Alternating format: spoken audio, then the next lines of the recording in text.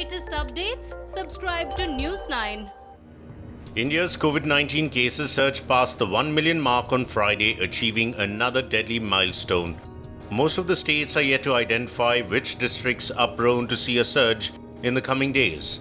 To solve the problem, Indian researchers have created an index to help identify the districts that are most vulnerable to a COVID-19 outbreak. The researchers claim that this tool can guide local authorities to take timely preventive or mitigative action.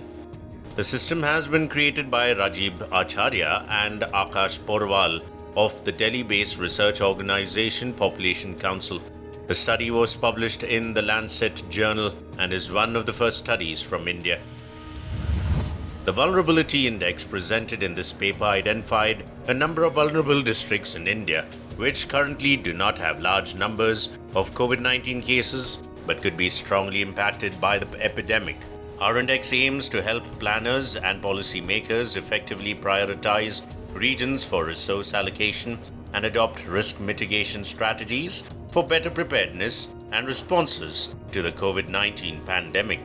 Over 15 indicators were used across 5 categories of parameters to compute a composite index of vulnerability.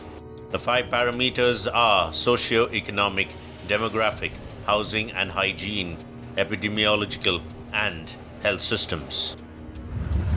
The researchers found that Madhya Pradesh had the highest overall vulnerability to COVID-19, while Bihar and Telangana followed in the list. Of the top 5 most vulnerable districts, 4 are in Bihar, which are Darbhanga, Samastipur, Saran, and Shiohar. UP's Sitapur stands 5th in the list.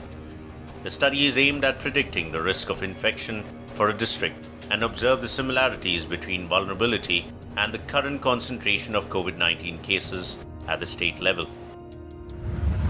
The following states and their districts ranked in their respective order have the highest vulnerability to COVID-19 in the coming days. The top 9 states are Bihar, Madhya Pradesh, Telangana, Jharkhand, Uttar Pradesh, Maharashtra, West Bengal, Odisha, and Gujarat.